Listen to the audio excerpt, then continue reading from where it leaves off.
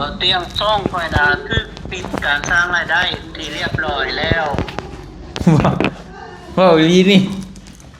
โดยอีนี่เลยข่อย โอ้ เมื่อยเลยเดี๋ยวนี้นะ ยเนาะอ่า โดยเจ้าสิเฮ็ดจังไดล่ะบัดนี้ ช่างว่าวแท้เนาะเป็นมื้อนี้เลย มื้อนี้เลยแม่นบ่ โดย อืม พอดีข่อยไปถ่ายคลิปอยู่บ้านน้องอูน้องอีแล้วก็มีอ้ายผู้ดูแล2ข่อยน่ะเราส่งมาบอกว่าต้องเจ้าน่ะโดนแล้วว่าถูกปิดการสร้างรายได้เป็นที่เรียบร้อยข่อยล่ะถ้ามีคิดว่าบ่เชื่อคิดว่าเราเว้ายอกซื่อๆน่ะบัดแล้วข่อยเข้าไปเบิ่งแม่นอีหลีแล้วข่อยปิดคลิปเลย เออ ข่อยเมื่อยจะสิเฮ็ดจังได๋สิแก้ไขในใดๆ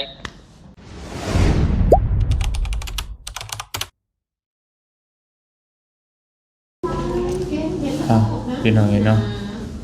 สบายดีเด้อพี่น้องกับทักทายสบายดีพ่อแม่พี่น้องเบิดสุขุทุกคนเนาะตอนนี้ก็ตูเมย์เพิ่นออกมาแต่ฟอกไตนั่งกินข้าว น้อง ได้เนาะคือเก่าพี่น้องเลยกำลังสิกินข้าวแสดงว่าบ่เจ็บบัวปานใดมื้อนี้เนาะกินข้าวได้อยู่ เจ็ดเก่าธรรมดาหาปดอยู่มาจากว่าเพื่อนเก่า ทีละหน่อยทีละหน่อยกองเชียร์บ่หลายมันก็บ่ออกหลายดอกคือว่าเนี่ยกองเชียร์หลายก็ออกหลาย เขาบอกว่าไม่เอาหรอกเอาชนะให้ว่ะยกเว้นมีอันเจ็บก็เก่าอ่ะ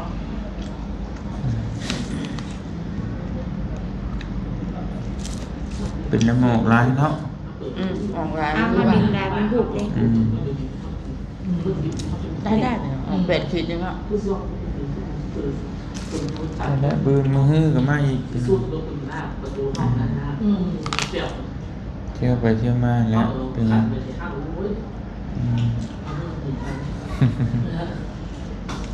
ตุ๊บเป็นยังคักบุมิได้อยู่เฮากับบุมีเงิน คนใช้บัตรจับ แม่นคนสวรรค์งามอยู่แต่ผมก็อยากได้อยู่บ่มีเงินโอ้พี่น้องเล่นกุศล รถแม่นะรถแม่เนี่ย 7-8 ล้านพุ่นนะ ดอกมันดอกข้าวรถแม่นะ โดนหลอกครับ มีแต่รถคันใหญ่ๆแล้วอยู่แต่คันหน้าโชว์อ่อนขึ้น ผู้มีก็มีอยู่ลาวก็ได้ผู้บ่มีก็บ่มี ทุกคนคือการก็โลกก็โลก คือผมนี่บ่มีผมขี่กระบะนี่4-5 ปีแล้ว โอ้ยพอหรือมากพอหรือทีลูกเลยพอหรือทีแม่ก็จะเป็นเหลือเต้ครับอันได้สถานที่ห้างเขาเลย อ๋อไปครับ ไปเล่นบวกกับพวกไตสัปดาห์แล้วมือมันจะมีอยู่ล่าไป3 มือ แม่ก็พ่อคือกันเนาะ บอกสามี ครับพามาพ่อทุกโอ้สาม พ่อก็จะเดือนเนี่ย ปีกว่าเลย อาทิตย์หนึ่งนะ7 มื้อต่อ3 วันนะครับ ผมคือกัน อาทิตย์หนึ่ง3 ครั้ง คือกันนี่ นั่นแหละนั่นจะเป็นดอกเสียใจจริงๆแต่ตาฟ้าออกที่เนี่ยความดันสูงไง แม่ เขาเอ้ยพ่อหาจากไปกี้ๆไปหมดเลยเขาไปเวียงจันทร์เขาไปเที่ยวรถไฟความเร็วสูงเขาไปมาแล้วไปเล่าเนื้อไปมาไหนตอน2 ปาก ครับผม ไปเหยียบมายาเรียวประเด็นไปเซ็งประเด็นบอกเราเอ้ยประเด็นเกาหลีก็ไปเลยจีนญี่ปุ่นก็ไปหมดแล้ว ให้คนอื่นพามาบ่ได้ผมเนี่ย หัวเมีย ให้ลูกให้หลานพามา เขาลูกกับลูกน้อยอยู่ข้างหน้าเลย อ๋อ แม่คือเขาจริงๆไงก็หน่อยนึงฮะไม่ใช่นะฮะมองคนเนี้ยนี่มองหาแบบความกับนี่นะครับ ผ ไอ้ ม ไปใส่เดี๋ยว ก็ได้เป็นแต่ทอดน้ำมันเนาะ บ้านอยู่ใส่มีพี่น้องพออยู่ทุกคนนะมีพี่น้องสามีอยู่ ไก่ซิโน่ครับปิ้งไก่ซิ อั โน่ นสามีเนี่ยเป็นลูกหลานของพ่อย่านลุงหัก อ๋อ เพื่อนเขาคุณเจ้า ครับผมเป็นลูกเป็นสายเลือดเข้า อืม คอยเป็นสามีดูหวานไงหวานไงที่ทั้งหมดทั้งทางสั่งทางคือตึกสื่อ ครับผม บุญวาสนากันได้ถ้าจะไปบอกกันไปบอกกันที่ไหน ยันเปื่อนเดือนกันนะ มันเก็บ ท่านพยายามทำความสะอาดคุณยาย แต่ว่าเข้าว่าเป็นคุณน้องจะสาดมาตอนที่สั่งขึ้นสื่อว่าบุญเขาเอิญมาบุญหลานหันเนาะ จ้า เขานอนแล้วได้เนาะเขาเอิญมาบุญเป็นสารบางคนเขาเคยรู้จักเขาเคยเป็นพี่น้องแต่จนมารู้จักกัน มาวันนี้ก็ยังคบกันเนาะ คุยกันถามที่ซื้อที่หรือซื้อวันนี้เลย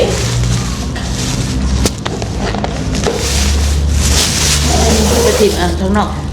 มีบ่ นี่กระดูกอ่ะไปได้ชิมไก่ ตัวลำกอกกระดาษทิชชู่มาดูเก็บอ้าวเนาะ โอ้ย พี่น้องเลยปลาแก้วโทรมาอย่างนี้นะอ่า บอกขาดมันเจ็บนะ วันที่20เนี่ยไปเอ็กซเรย์ดูระบบดูของ อ่ะโทรมาอย่างพี่น้องเลยเดี๋ยวหับทรายมันก่อนโอ้ยสวัสดีปลาแก้วด้วย ด้วย อืมเห็นได้ยิน เอานะมีปัญหามาแล้ว เสียเนี่ย ปัญหายังเด้บาดนี่ อันคันบ่มีหยังเพิ่มนะ2,000 บาท มาครั้งหนึ่ง2,000 แม่น ฟังเดี๋ยวเอ้ย เกี่ยวกับ แม่เสียกินนี่นะเพิ่นซักกับปวดเลือด การสร้างรายได้ที่เรียบ เอา ร้อ หาย แล้ว 4,000ทอน อ้าวเนาะ ฟังเดี๋ยว เดี๋ยว เอ้ย เดี๋ยวแป๊บนึง เสียแล้วเลยค่ะ พ่อมา อ่ะพี่น้องเลยเนาะเดี๋ยวตั้งกล้องก่อนโอ้ยเนาะเอาในใดก็เราว่าไม่ดู บ่เตรียมซ่องไฟดาคือปิดการสร้างรายได้ที่เรียบร้อยแล้ว ว่าอีนี่ โดยอีนี่เลยข่อย โอ้ เลยนี่นะ ยเนาะเอ้ย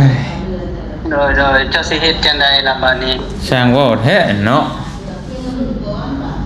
เออ ปิดไม่มีเลย มื้อนี้เลยแม่นบ่ ด้วย อื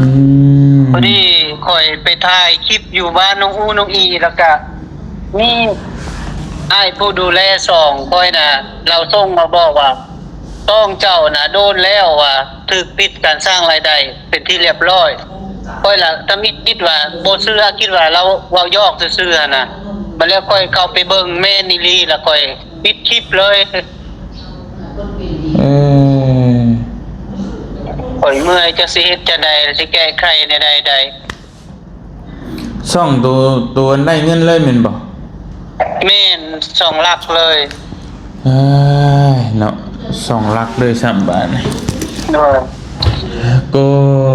ยเมื่อยแล้วแหละถ้าเป็นแล้วนี่ โดย เอออืม แต่ว่าเงินของอันเงินเดือนก้อนนี่จากมันสิไหลให้หรือบ่ยังบ่ฮู้ว่า เจ้าไปถ่ายหยังบ่ถ้าผิดกฎบ่ได้ใด ก็บ่ฮู้ว่ามันก็บ่ได้บอกว่าผิดกฎแบบใดมันก็บ่ได้บอกกันนะ ๆเป็นแบบเดียวกันคือกันกับของข่อยแหละเนาะ แม่นคือกันเล โอ้ ย ย โทรหาเบาลี่ก็ว่าคือกันเบิดเลยแล้วว่ามีแต่รอถ่า3เดือนมาแหละว่า อืม จะสิเฮ็ดจังไดล่ะโดนก็โดนเบิด3มานี่ โดนเบิด3คนโอ้โหพี่น้องเอ้ยอีหยังคือเป็นอันนี้เนาะ เลยยิ้มก็บ่ออกบัดนี้น่ะโอ้ยมีแต่น้ำตายับคุกแหละ เอาอดทน เลยจักสิซอกหาในใดๆบัดนี้น่ะหากินในซื้อนมให้ลูกหั่นน่ะ เนาะอีตนเด้ โดย บ่จักเห็นได้เลยเนาะคือข่อยกันสิแหละมันบ่จักนำเฮาแน่บ่จักว่าบ่มีเงินพาแม่มาหาหมออีหยังมันบ่สนดอกมันก็ปิดนี่น่ะข่อยก็คือกันน่ะแต่ว่าโอ้นักนะแต่ว่าจักเฮ็ดได้นะ โดย ก็ยังเหลือแต่ช่องเดียวหั่นแหละ โดย อืม นี่ลูก2 3ห้องตัวเอาขึ้นไปเมื่อลงแจ้งอะไรตัวคอยเปิดแล้วก็มันผ่านแล้วตัวนั้นจ้ะ อืม แต่ว่าไปกรอกบัญชีเรียบร้อยแล้วแต่ยังบ่ทันได้เงินน่ะนะ อืมก็ จะเฮ็ดที่แก้ไขแบบใดล่ะบัดนี้เมื่อย อืมเนาะก็มีแต่เฮ็ดได้มีแต่ถ่ายตัวนั้นแล้วไปก่อนเนาะ โดยมีแต่สิทายตัวนั้นก่อนนั่นแหละ อืม โดยอย่าให้เจ้าอันดันซอยนั่นแหละตัวตอนใหม่นั่นล่ะ อืมโดยก็ช่วยกันนั่นแหละก็ที่ โดยฝากนำมาเลยเฮ็ดจะได้สากกะฝากนำเบาลี่พอมาเลยทั้ง ทางทีมงานเลยเฮ็ดจะได้มันก็สิว่าในใดก็เก็บใจเองล่ะเบาเทียงในบัดนี้ อืมคือกันนั่นแหละบ่ได้ก็ยังว่าเพราะนั้นเป็นมาแล้วจบเลยนะบ่ได้ก็ได้ จบ จบทุกอย่าง โดย คือข่อยก็คือเข้าอ้อนกันนั่นแหละตอนนั้นก็ว่าจะก้มเฮ็ดเป็นก็เป็นบาทเดียวโอ้ยเนาะนี่แกเนาะ แม่น แล้ ล่ะ วก็ แต่มันสิได้อยู่บ่มันสิเปิดให้อยู่บ่ซองนี่นะจะสิมันสิปิดไปเลยบ่จัก จังว่ามันก็สิเปิดให้อยู่แต่ว่ามันก็บ่คือเก่านะบ่แก้ว โดย ตามที่ฮู้มาตามที่ศึกษามาน่ะมันสิปิดการมองเห็นเฮาเลยน่ะ โดย ปิดการมองเห็นน่ะถ่ายคลิปก็คนบ่เห็นนั่นแหละคนบ่เบิ่งนั่นแหละ แม่ ก็สิประมาณคือช่องเบาใจนี่ก็เบาใจก็เคยปิด3 เดือนก็กลับมาได้แต่ว่ามาถ่ายก็คนเบิ่งหลักร้อยหลักพันไปซั่นซื่อนี่มันบ่ดันขึ้นที่แต่ว่าก็พังเบิ่งเฮาก็บ่นี่นะข่อยก็ยังพอยังบ่เคยสึกเด้ก็บ่ฮู้คือกันว่ามันสิเป็นไปได้ก็เว้าไปก่อนบ่ได้ โดยจักสิเฮาที่ถ่ายเกี่ยวกับหยังน่ะมันจำกัดเนาะ นั่น ก็ เป็นน้ำเมาใส่น้ำปุ๊บกันไอแต่งบ่เป็นแนวใดว่ามันจะเป็นจังซี่ ก็บ่ ถ้าเฮาถ่ายกับเด็กน้อยนี่บ่อย่าว่าส้นมันลายบ่เป็นแนวใด ก็บ่น่าสิเกี่ยวดอกก็แต่ว่ามันตัวเฮาก็บ่จักนะเพราะว่าเด็กน้อยก็ถ่ายคือกันไผก็ถ่ายคือกันไผสิบ่ถ่ายเด็กน้อยแม่นบ่ล่ะ บัดบางช่องก็เป็นบางช่องก็บ่เป็นน่ะแล้วแต่ว่ามันพิจารณาว่าเฮาก็ตอบบ่ได้ว่ามัน ว่ามันสิผิดส่วนใดมันบ่ได้บอกได้ว่าเฮาผิดคลิปนั่นคลิปนี้น่ะบอก แม่นบ่ได้บอกเลยมีแต่ว่าเพิ่นเขียนว่า2ถึงปิดการสร้างรายได้เป็นต้นไปอะนะเขียน มันก็แบบเดียวกันนั่นแหละมันเขียนมาบอกว่าคุณ โดยล่าสุดนี่ค่อยน่ะค่อยเข้าตลาดดงเฮนแล้วค่อยถ่ายคลิปแล้วค่อยไปซื้ออันที่หมูมีแม่ใจดีฝากเงินมาให้เด้1,000 บาทแล้วก็ค่อยไปซื้อแล้วก็ไปให้น้องอูน้องอีแล้วก็พอดีไปซื้อนำไม่ค่าอะไรเล่ากับปาดที่หมูอยู่แหละแล้วก็ที่บ่เป็นหยังตีตัวนั้นน่ะพอดีค่อยลงแล้วค่อยลงปุ๊บแล้วค่อยแล่นรถไปปุ๊บแต่ว่าตอนค่อยลงมันโลดแล้วมันก็บ่ได้ว่าบ่ได้พบปัญหาหยัง มันบ่น่าจะแม่นดอกตัวโมโมนี่มันต้องสะสมมาหลายคลิปน่ะมันจังปิดแต่ว่ามัน ก็บ่ฮู้ว่ามันสิปิดของเจ้าก็มันตามที่เบิ่งเด้อมันก็บ่ได้บอกว่าปิดอาทิตย์อะไรอย่างที่มันปิดเด้อเป็นเบิ่งไปอ่านมากัน แม่น เราได้พิจารณาช่องของคุณไม่มีสิทธิ์สร้างรายได้อีกต่อไปให้แบบเดียวกัน พี่น้อง ไว้เลย สร้างรายได้บ่ได้เลยตลอดไป เลย ถ้าว่ามันติดแดงคันว่าเอาลงล่าสุดมันติดแดงแล้วมันจะเขียนว่าติด2ทิศเนาะ โดย อันนี้พัดปิดตลอดไปเลยมัน แต่ปกติน่ะบางอันมันผิดคลิปใดก็มันเป็นแดงคลิปนั้นนะเฮาลบคลิปนั้นออกแล้วก็แล้ว แม่น แต่ว่าอันนี้นะมันบ่ได้บอกว่าผิดคลิปใดแล้วก็มันปิดเลยนะโดย ปิดแบบเดียวกันนั่นแหละแบบเดียวกับเบาลี่พี่น้องเอ้ยแต่จักสิเฮ็ดแนวใดบ่จักคมเว้าคมว่า จะอยู่ลุ่มมันก็เคียนไงบนสร้างรายได้มันว่าคลิปนี้อย่าให้อุทธรณ์ขึ้นนะมันจะได้บ่อุทธรณ์นะอย่ามันโดนนะ เจ้าก็ลองยื่นเบิ่งเฮ้ยยื่นหรือทอนเบิ่งหั่นแหละ เฮ็ดยังบ่เป็นแหละมีแต่สิให้อายผู้ดูแลซองอะไรเฮ็ดให้รู้จักเราก็ว่ายอมและกันแบบนี้นะคือของเบาลี่บ่เตียงเฮ็ดยังบ่ได้แล้วว่ามันจะรอท่าพุ่นเลย บ่ได้ขนาดค่อยก็ให้อาจารย์ปอนเก่งเด้อ ระดับต้นๆในประเทศลาวนี่ก็ยังบ่ได้เฮ็ดจังได๋ เนาะ คือมันเฮ็ดหยังบ่ได้นะรอให้มันเปิดรอให้อนุมัติอย่างเดียว เด้อคันมันเปิดคือจะเว้าแล้วมันปิดกันมองเห็นก็คือเก่าแหละลงก็ซ้ำลง2ไม้คือกัน ก็แบบมันก็ ตามที่เขาว่านะตามที่เขาเคยเจอมาว่าแต่ว่าข่อยก็ยังบ่ฮู้เนาะว่ามันสิเป็นแนวใดก็เลยก็ลองเบิ่ง สิเฮ็ดแนวใดโอ้ยเมื่อย ไงนี่ บ่จะคมเว้าเลยป่านี่ก็จุกเลยพี่น้องเอ้ย เด้อ ว่าเบาลี่ว่าแก้ไขในได้แล้วว่ามีแต่วิธีนึงที่บอกให้เจ้าแล้วว่ามีแต่เปิดซองใหม่โลกแล้ว วิธีนั้น อื่นน่ะบอกบ่ได้แล้วว่า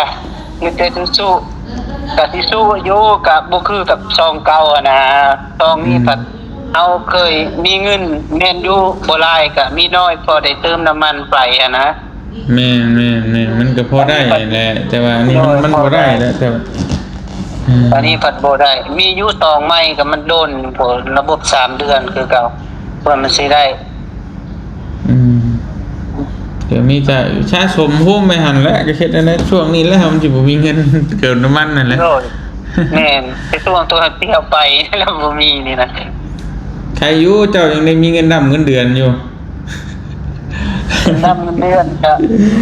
กินกับหลายคนเฮ็ดจะได้เถอะ คือแกก็ข่อยเจ๊กแล้วมีเงินเดือนมีแต่ YouTube อย่างเดียว ถ้ามี YouTube กันแล้วโอ้ยพี่น้องเอ้ย เงินเดือนก็เข้าห้วยพร้อมแล้วก็สิใส่ใจอีกสารพัดและบ่เตียงเงินเดือนก็บ่หลายเงินเดือน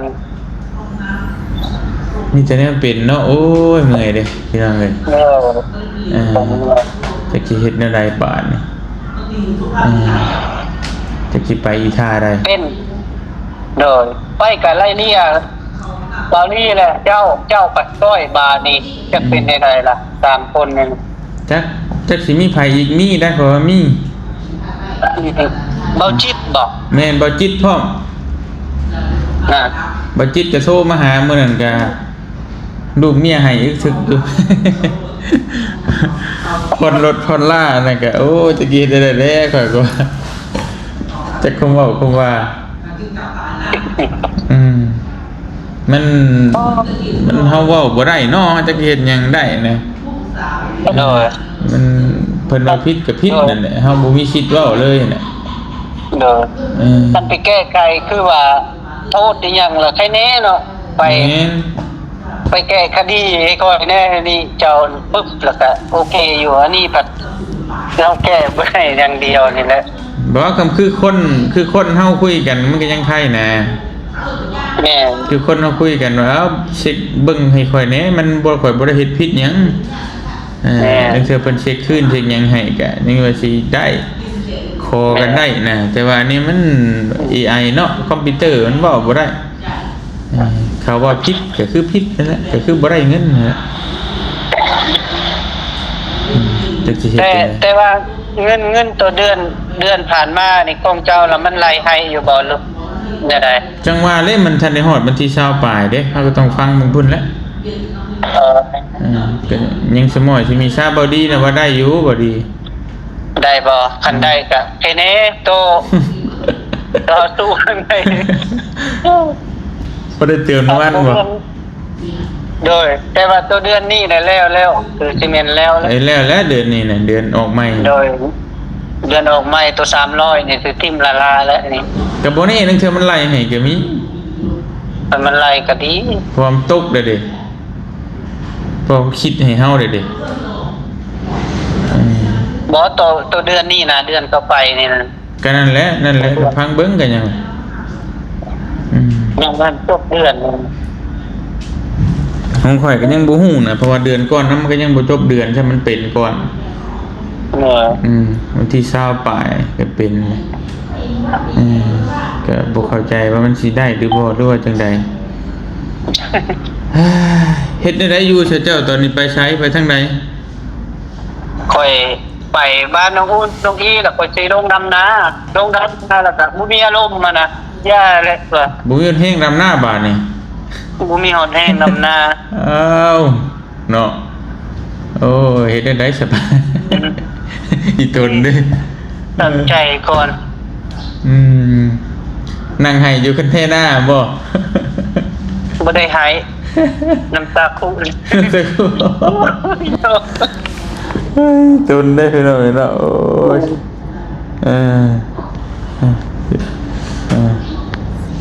ใช้เบิ่งหน้าเบิ่งตาดูพี่น้องเอ้ย FC เบิ่งหน้าเบิ่งตา ตอนนี้มาที่ใดๆมาดูเห็น แบนเห็นบ่ โดย เดี๋ยวว่านั่งให้อยู่กับเทน่านะ บอก ไหน สู้สบายดี FC นะผู้กอง สบายดีสบายดีเด้อ โอ้ยผู้กองเฮานี่เนาะ เป็นน้ำลาผักไปนั่นบ่ โดนแล้วผู้กองก็โดน ผู้กองโดนแล้วพี่น้องเอ้ย เลย โอ้ยเนาะ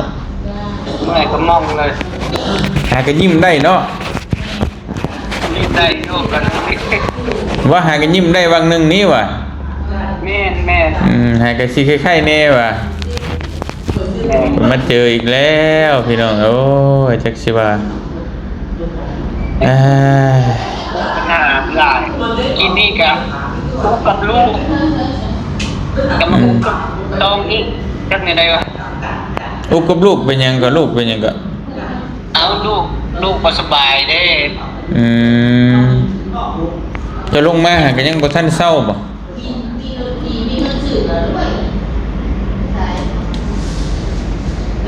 อยู่ใจนี่นะ อยู่ห้องหมอข่อยกับพาแม่มาหาหมอนี่แหละก็มันบ่ได้เฮ็ดหยังอยู่ โอ้อยู่ไทยบ่ อยู่ไทย โดย จักคำบอกคุว่าคือกันให้ข่อยก็ได้ เป็นจะได้ตู้แม่นะ คือเก่าก็เที่ยมาฟอกอยู่ซี่แหละคือเก่าแหละ โดย นุ่งตุงตุ้ยอยู่ทางใดก็ได้ โดยถ้าก็ไปมื้อนี้บ่ แม่มาก็แต่วันเสาร์พุ่นก็มาวันเสาร์แล้วก็มาวันค้านแล้วก็มาอีกคือเก่าหั่นแหละ โดยเป็นจะได้สัตว์นํเป็นเนาะ ก็อดทนนั่นแหละบ่แก้วเขาก็จักสิเว้าเพราะว่าก็ตัวเองก็บ่จักคงคิดกันนำบ่จักแต่เฮามี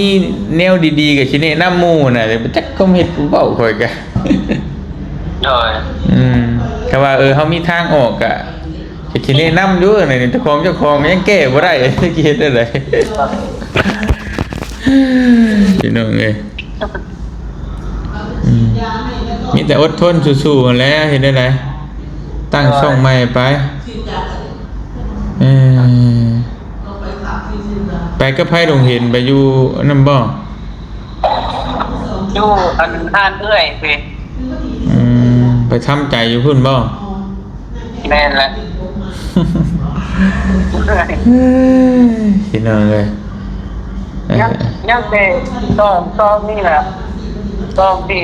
เจ้าแต่ก่อยแล้วยังต้อง ใช้มาเบิ่งดูฝาก FC ดู โดยเต็มนี้ครับ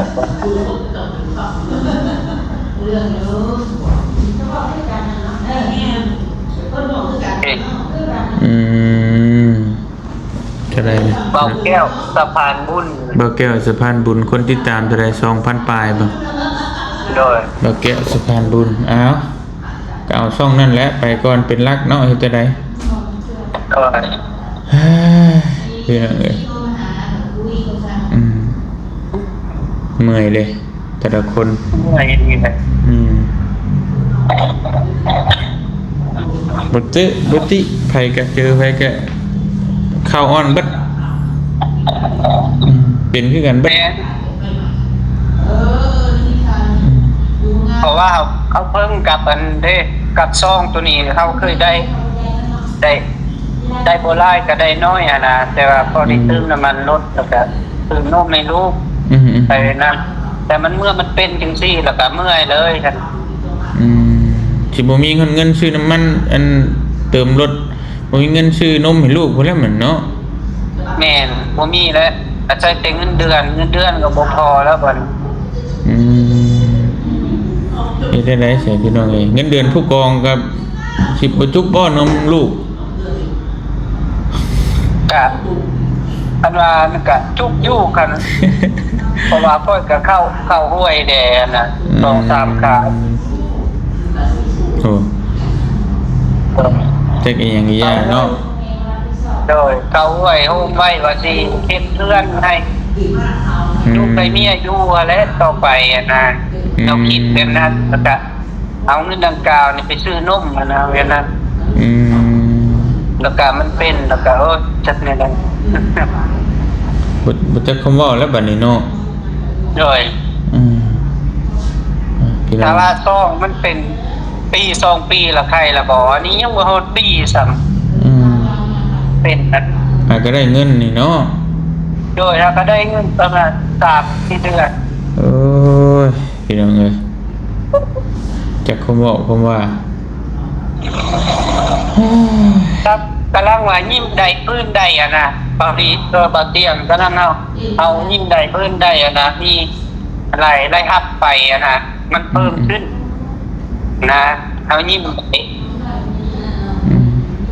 แล้วบัดนี้บ่ได้แล้วบัดนี้จักสิว่าในใดล่ะ จากยิ้มก็เป็นไห้แล้วบัดนี้เนาะ แม่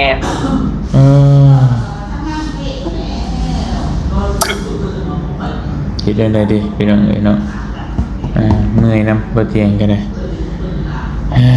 เอาอดทนสู้ซนนั่นแหละบ่แก้วเอ้ยเฮ็ดได้ โดยไม่ใช่สู้ต่อไปอะไร โดยช่วยกันดันช่วยกันแช่แล้วเฮ็ดได้ซะ โดยมีติภาพเนื้อภาพโตเจ้ากับเบาลี่อะไรกระดังจิมงานนะ โดย กันตองเบาแก้วสะพานบุญอะไรตัวนั้นแหละ โดย ต่อไปเปิดติทาตัวนี้ไปเนาะ โดยเอาช่วยกันนั่นแหละบ่เป็นหยัง โดย ช่วยกันผู้เล็กผู้น้อยดึงดันกันไป เจอคือกันบ่ได้กันเจอโอ้ถล่ม โดย เอาสู้ๆเด้อบ่าวแก้วเด้อ โดย อดทนโดยเฮ็ดได้ให้มันได้เป็นน่ะ โดย สู้ๆ โทรมาคิดว่ามีหยังคิดว่าโอ้ยส่องไปอีกแล้วว่ะส่องบินอีกแล้วคือเป็นอันนี้นะพี่น้องเนาะบ่เข้าใจบ่เตียงก็เป็นหยังคือเป็นแบบนี้ทั้งบ่เตียงทั้งบ่ลี่ทั้งบ่แก้วทั้งบ่จิตนี่ไล่ไป4ช่องล่ะที่เห็นมาที่ฮู้จักกันช่องทีมงานกับเบาจันเบาหญ้าเบาอย่างนี้ช่วยแต่ว่าอันนี้ปิดถาวรคือบ่ได้เงินเลยนะเพื่อนเนาะก็นักหน่วงทะนงในคือมันรายได้หลักเฮามันมาแตะหนีแต่ว่าเงินเฮามัน บ่ได้ก็คือปิดจ็อบสมาไล่ออกแต่งานเลยไปเฮ็ดงานแล้วเจ้านายไล่ออกเลยมันบ่ได้เลยมันบ่ได้เงินบ่มีความแตกต่างพี่น้องบ่เตียงกับจักแนวบ่ได้ว่าเพราะยังให้อีกห้องพอแล้วตอนบ่เตียงกันบ่เตียงก็ยังดีแต่ว่ามีช่องนึงช่องนี้แหละถ่ายตัวนี้แหละพี่น้องเอ้ยแล้วก็มีช่องใหม่อีกช่องนึง2ช่องเนาะในปัจจุบันนี้ว่าเตียงทองชาแนล V2 เตียงทองบรรณา V2 เด้อพี่น้องเอ้ยภาคนี้เนาะซึ่งบ่เตียงเองก็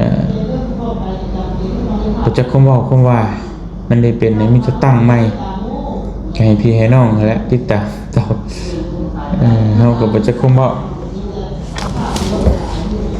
มันจะสู้ไปแล้วพี่น้องเอ้ยเพราะมันบ่ฮู้ว่ากด YouTube สิเปลี่ยนแปลงไปได้แบบใดนี่เนาะมีแต่ว่า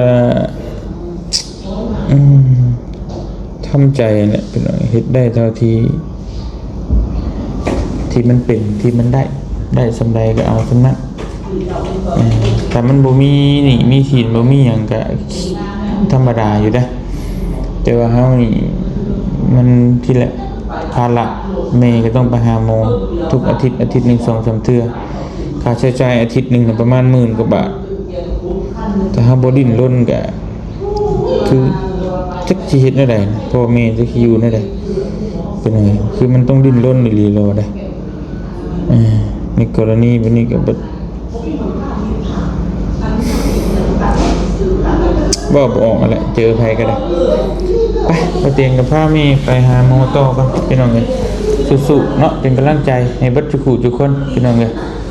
เมื่อยเห็นแล้วก็เมื่อยบ่เตียงก็ได้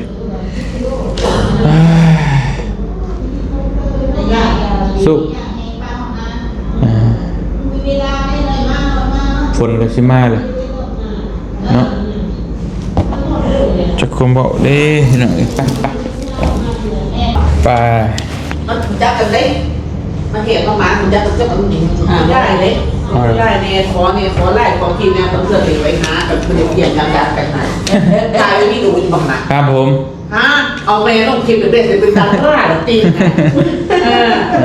เมย์จะอันดูเคยก่อนมือ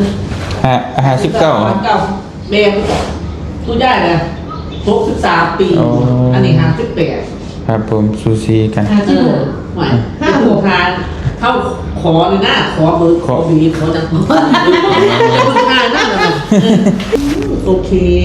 ขอบคุณครับผมไม่แล้วครับจริงจังเลยเถ่าขอบคุณในไลน์จ้าครับไปข้ามีไปโต้บัตรนี่ลูกหมอนักเฮ้ยจะท่ากับท่าตัวเลิกหรือหมอนักไปเบิ่งแผลไปหาหมอผู้ผ่าตัดเส้นนะหมอพดจ้าอันนี้พอกแล้วก็ไปหาหมอต่ออีกเข้าคลินิกคนบอกเข้าคลินิกต่อมาเดี๋ยวแม่ก็คืออันเป็นปากคลองเด้อครับผมอันนี้ไม่แถมกินเลยเท่เลยคุณยายแม่แถมมาเตียงใส่บ่ไม่รู้ใส่อยู่บ่ใส่หั่นแหละสิหลายครับผมเบิ่งเด้อเบิ่งในผู้เด้อจื้อไปเด้อดิจื้อเด้อดิเด้อครับผมเปิดฟังทางล่างเลยขอบคุณร้านดีใจแท้ได้พอคนฟังเดียวกันคุณยายมาวันเลยอีกเมื่อวันมาฮักก็มาอีกวันเสาร์มาอีกภาษาบ้านนั้นกันไปให้ตำรวจสาวทำเพื่อหาเสาเลยนะค่อยเลยมานั่งอยู่นี่เด้อเมย์ปากพูดครับโอเคครับเดี๋ยวได้รอบ3ครับผมเป็นยังนะครับได้อยู่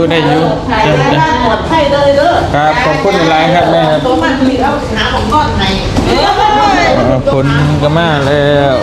คนมาแล้วไปโอ้ยไปล่างรถจะไปตรงได้ล่างไม่แล้วไปเราพาจูเมย์ไปหาโมต่อก่อนบ้านนี้ก็ได้โอ้ฝนก็มาเลย ไปหาหมอคำพุ่นแหละมือหอดบ้านมานี่ไปอยู่ดีไม่แห้งเบิดสู่ทุกคนกลับก่อนสบายดีเด้อพี่น้องเด้อไปหาหมอพดต่อเพราะว่าหมอเพิ่นนัดเบิ่งแผลอีกพี่น้องไปหาเพิ่นอยู่คลินิกมาเมื่อนั้นบ่เจอแหละเนาะไปบ่แก้วโทรมาหาเมื่อกี้นี่ก็ช่องโดนปิดอีกแล้วก็ อ้าว ใจตน มีแต่คนโดนปิด นี่จะเป็นนี่นั่นเนาะใช่ เบาบ่จิตมันนั่นก็ปิดอีกพี่น้องเอ้ยที่5คนแล้วมั้ง คอนเซ็ปต์ว่ากูโคตรนั่นแหละ ตามหลังเขาก็เตรียมมาได้เนาะจากเขาก็เตรียมปิดนี่กัน ไปจังว่ากันบ๊ายบายพี่น้องเอ้ย